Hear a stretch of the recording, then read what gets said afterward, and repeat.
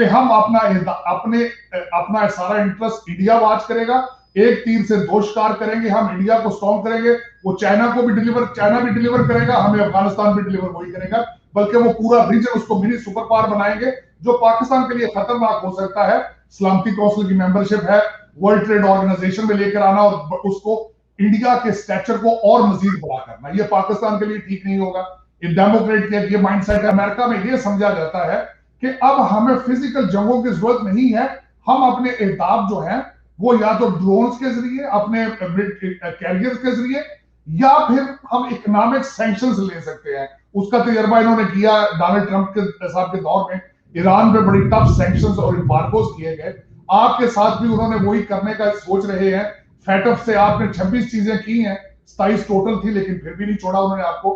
और दूसरे आपके ऊपर जो एक नई चीज अगले दिन उन्होंने शुरू की, under as recruitment of army military. अब वो आपकी जो टूटी फूटी एड थी मिलिट्री की वो भी बंद करेंगे, आपके नेटोज के आपके पास नहीं आएंगे फंड्स, और उसके बाद जो चीजें आपके पास अमेरिकन ओन्ड है उनके स्पेयर पार्ट भी नहीं जाएंगे। मेरा मकसद है आपको भी मूड बना रहे हैं एम्बार्गोस और सैंक्शंस की तरफ। बिल्कुल ठीक है। और तीसरा इसमें एक जो मैं आखिरी मेरा 7वां पॉइंट ये होगा कि अमेरिका में इस वक्त जो लोग वॉशिंगटन डीसी में बैठे हैं वो कहते हैं कि हमारे इस वक्त दुश्मन सिर्फ रशिया और चाइना है। ये छोटी मोटी जंगें, ये छोटी मोटी चीजों में हमने ना पैसा जाया करना ना टाइम जाया करना, हमने अमेरिका और हमने रशिया और चाइना को टफ टाइम देना है। उसको टाइम उनके जेब में ये है कि हमारा मुआशी इकोनॉमिक एनिमी जो है वो चाइना है, और डिफेंस के लिहाज से हमारा मुकाबला रशिया के साथ। China doesn't have a capacity to compete our army military complex, और रशिया जो है वो उसमें आगे है। तो ये जो अब मैं इसमें आपको बताना चाहूंगा कि वॉशिंगटन डीसी में इस वक्त जो सियासी हल्के हैं वो क्या सोच रहे हैं। डेमोक्रेट ये सोच रहे हैं इस वक्त के, जिस तरह मैंने आपको पहले जो कुछ पॉइंट बताए हैं कि हम अपना सारा इंटरेस्ट इंडिया वॉच करेगा, एक तीर से दो शिकार करेंगे, हम इंडिया को स्ट्रॉन्ग करेंगे, वो चाइना भी डिलीवर करेगा, हमें अफगानिस्तान भी डिलीवर वही करेगा, बल्कि वो पूरा रीजन उसको मिनी सुपर पावर बनाएंगे, जो पाकिस्तान के लिए खतरनाक हो सकता है।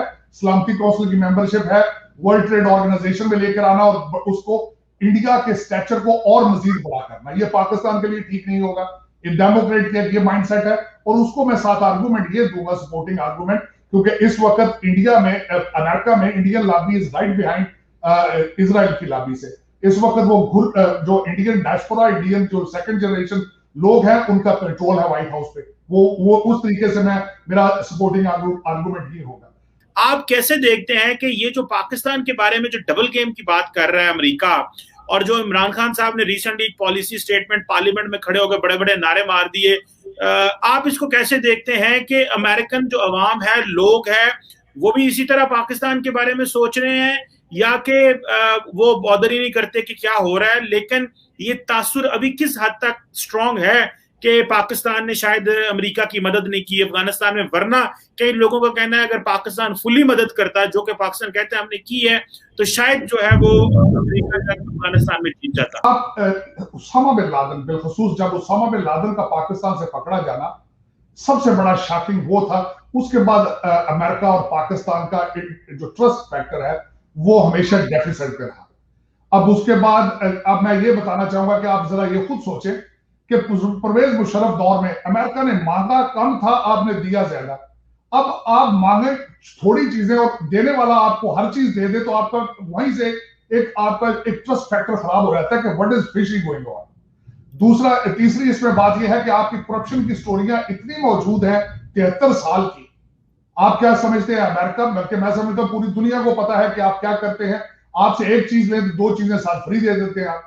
अब तीसरा उसमें मुझे ये बताएं, आपके मिनिस्टर साहब, इंटीरियर मिनिस्टर शेख रशीद साहब ने अगले दिन पब्लिक टीवी पे बैठ के कहा कि तालिबान की 5000 फैमिलियां जो है वो भारागाह, रवात और इस्लामाबाद आसपास बैठी हैं। वो क्या आता है उसका इशू। अब आपके प्रेसिडेंट साहब असम्बलियों में तकरीरें कर रहे हैं, इंटरव्यू दे रहे हैं हर जगह पे, लेकिन आपके डॉक्टर मोइज साहब हैं, उन्होंने अगले दिन एक और छोड़ी बात कि अमेरिका ने आज तक अंडे मांगे ही नहीं है। मेरा मतलब ये सारा कंफ्यूजन।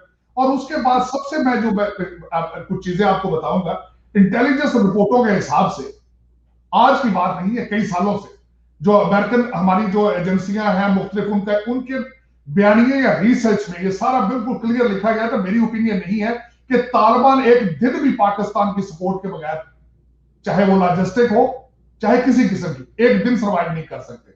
ये आज की बात नहीं कर रहा हूं, मुझे अब आर्टिकल पूरा मैंने ये 4-5 साल पहले पढ़ा था, और मुझे अगले दिन किसी ने अपने आपके जनरल हमीद गुल साहब का किसी ने मुझे एक पीस भेजा व्हाट्सएप पे। तो जनरल हमीद गुल साहब हमारे नेशनल टीवी पे कह के गए थे कि हिस्ट्री एक दिन बताएगी कि अमेरिका ने आईएसआई की मदद से पहले रशिया कराया, और उसके बाद ये भी कहेगी कि आईएसआई ने अमेरिका की मदद से अमेरिका को गिराया। तो ये अगर ये सारी चीजें आपके नेशनल टीवीज और नेशनल आर्काइव्स पे मौजूद हैं, तो आपका क्या ख्याल है, अमेरिका या दुनिया सारी समझती नहीं है? और जो पैसा एक साइड से आपके पास कंटेनरों में जाता रहा, और आप जिस तरीके से दुबई और लंदन की प्रॉपर्टियां खरीदते रहे, आपका क्या ख्याल है कि वो कोई ढकी छुपी बात है? वो आपके पाकिस्तानियों से ढकी छुपी बात नहीं है। अमेरिकन तो फिर उनका कोई ना कोई सिस्टम होता है, चीजें ट्रेस करते हैं, चाहे जिस तरीके से भी मनी ट्रेस करते हैं। आपके वहां पाकिस्तान में कुछ लोगों को यही नहीं पता चलता कि 25 अरब रुपया मेरे अकाउंट में कौन जमा करा गया, तो आप डबल गेम की बात करते हैं। डबल गेम तो बड़ी मामूली सी चीज है। अब मैं आज मैं सुबह बड़ा हंसा हूं एक खबर सुन के। वो खबर ये थी कि पाकिस्तान अब अफगानिस्तान में चाइना को लेकर जाएगा, और चाइना में जितनी डेवलपमेंट होगी वो पाकिस्तान उसमें उसका हिस्सा बनेगा, देगा। तो मैं आज बड़ा हंसा था, मैं लॉटरी निकल आई है करप्ट ब्यूरोक्रेसी की, करप्ट सियासतदानों की। वो किस तरह पहला भी पैसा आपका सारा अफगानिस्तान में जाता था, पाकिस्तान में डॉलरों के कंटेनर आते थे। अब चाइना से कंटेनर आएंगे, जाएंगे वहां। बदनसीबी पाकिस्तान और बदनसीबी पाकिस्तान के में रहने वाले लोगों की है, जो बेचारे इससे मुस्तफीद नहीं हो सकते, जिन तक ये पैसा पहुंचता नहीं है। ये पैसा यहां से बैंकों से जाता ही नहीं है। मैं कई दफा अमेरिका की खुशनसीबी पे बड़ा हंसता रहता हूं कि पैसा यहां से निकलता है न्यूयॉर्क के बैंकों से, वापस न्यूयॉर्क के बैंकों में आ जाता है। देखें, ऑब्जेक्टिव देखिए। आज मैं खान साहब के, मैं बिल्कुल पाकिस्तान आपके, आप डबल गेम की बात कर रहे थे, मैं देख रहा था आज खान साहब आपका करंट क्या हुआ है। खान साहब के आखिरी साल है आप इस वक्त इलेक्शन में, और आज खान साहब ने कहा है कि जी आपका प्रोटोकॉल कम कर दिया जाए। जो 50-50, 100 गाड़ी निकलती है एक मशीर, वजीर भी नहीं होता, मशीर के साथ, तो उसको आज कम किया जाए रियासत मदीना में। और उसके बाद उन्होंने दूसरी उसमें अफसरों के आज खर्चे उन्हें नजर आए हैं। मैंने आपको कहा था कि मुझे अगर पाकिस्तानी गवर्नमेंट इजाजत दे, मैं कई 18-19 ग्रेड के अफसरों के बच्चे जो अमेरिका में, जिनका $1 लाख साल का खर्चा है, अगर वो आइडेंटिफाई कर दूं, तो फिर मेरा मकसद है फिर भी आपको मानना चाहिए कि हम किस डायरेक्शन पे जा रहे हैं। हमारा हर इंटरेस्ट जो वो अब इस वक्त वो कहते हैं ना, नाच मेरी बुलबुल तुम्हें डॉलर मिलेगा, तो वो हमारे हालात में डॉलर कोई भी देते हम नाचना शुरू कर देते हैं। अब चाइना को प्रमोट करने, सीपैक को प्रमोट करने के लिए खासा बस्ती एशिया में जा रहे हैं। अब उन कंट्रीज को दो चीजें कहेंगे, एक तो अमेरिका को फौजी अड्डे ना दें, और दूसरा उनको कहने जा रहे हैं कि चाइना के साथ मिलकर सीपैक पे आ जाओ। वो हम अब इस पे फिर मुझे एक शेर याद आ रहा है, वो कहते हैं बेगानी शादी में अब्दुल्ला दीवाना। पहले अफगानिस्तान में आपने जो अपना घर जला लिया सारा, अब आपने शुरू कर दी सेल्समैनशिप ऑफ चाइना। तो खुदा का नाम है, उनको खुद कहे यार अपना सीपैक प्रमोट करो। आप उनको खुद कंट्रीज को खुद डिसीजन लेने दें। अभी खुद अब अपने पांव पे खड़े नहीं है। आपके अंदर कंट्री के लॉ एंड ऑर्डर के हालात क्या है? लोग आपकी तकरीरों से ज्यादा हरीम शाह की शादी में ज्यादा इंटरेस्टेड है। तो मेरा मकसद, अगर हालात ये हो मुल्क के, तो सोचना पड़ेगा कि वेयर आर वी गोइंग। किसकी शादी हो रही है, किसकी दूसरी शादी हो रही है, किसकी पहली शादी हो रही है। आपके हर वजीर के साथ उनकी तस्वीरें चैलेंज करती रही बच्ची आपको, पूरे आपकी पूरी एस्टेब्लिशमेंट को उसने चैलेंज किया कि मेरे पास हर एक की तस्वीरें, आपके वो प्राइम मिनिस्टर के ऑफिसों में घुस के चैलेंज करती। अभी you have lot to restore. अब बल्कि मैं आखिर में ये बात कहना चाहूंगा, खान साहब ने बड़े अच्छे काम किए, लेकिन अमेरिका के खिलाफ ऐलान जंग नहीं करना चाहिए था। खान साहब ने अगले दिन असम्बली में भी यही कहा। इस साथ उन्होंने वॉशिंगटन पोस्ट में लेटर लिखा, उन्होंने चाइना को जाके कहा एब्सोल्युटली नॉट। जब मोइज साहब कहते हैं कि अड्डे उन्होंने मांगे ही नहीं, तो ये एब्सोल्युटली नॉट किस चीज को कहा उन्होंने, ये क्लैरिफाई कर दे। और दूसरा, अगर कहना भी है तो ठीक है, कहें। आप जो कुछ करना है आप दबे पांव से करें, आप एक स्टेट्समैन की तरह करें। आप इस तरह ना करें कि आप अब मेरा मकसद है कि आपको बाइडेन साहब आपकी कॉल नहीं लेते तो आप उसके खिलाफ एक जंग शुरू कर दें, तो ये जरूरी नहीं। आप ये देखें कि आप कहां खड़े हैं। आपके फॉरेन मिनिस्टर साहब मुल्तान में इंटरेस्टेड है, चीफ मिनिस्ट्री में इंटरेस्टेड है, -1 फार्मूले में इंटरेस्टेड है। वो आपकी फॉरेन पॉलिसी में इंटरेस्टेड नहीं है, ये आपकी गलती है, अमेरिका की गलती तो नहीं है। तो इन चीजों को, इन कमियों को पूरी करें आप, और उसको देखें कि where Pakistan is leading, where we going. और इतना क्रूशल पीरियड इस वक्त गुजर रहा है, अगर आप उस रीजन में देखें कि जिस तरीके से चेंजेस आ रही हैं चाइना रशिया की, आप अभी बड़े खुश नसीब है कि इस वक्त जो Biden is on the steering wheel of America, matter of fact, जिसका इंटरेस्ट ही नहीं है ना पाकिस्तान में, ना अफगानिस्तान में, ना फॉरेन पॉलिसी में।